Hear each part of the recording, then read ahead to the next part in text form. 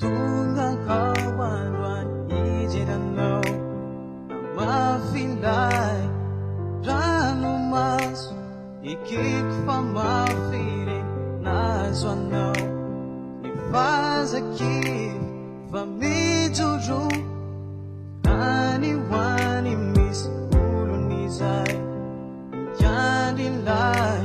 vidyavano kabelowis andeyaniwan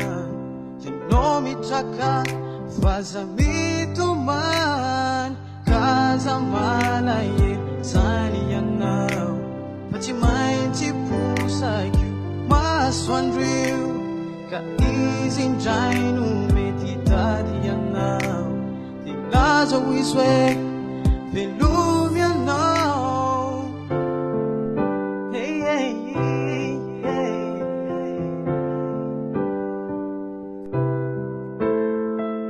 Vidare yechavilawavuku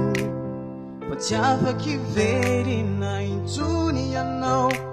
Sajizilayefa nanawanao Kuwavindai uwanzin Meutujanwizi yandeaniwa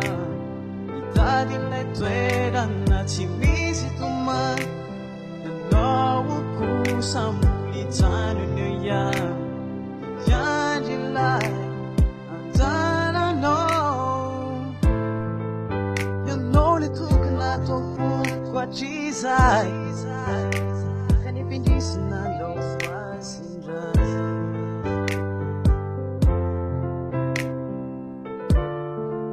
Kambula yadi zay wanzarani Bula yadi zay wanzarani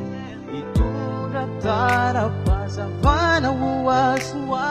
Raya vande sena siyanante Agitilay tukana vulame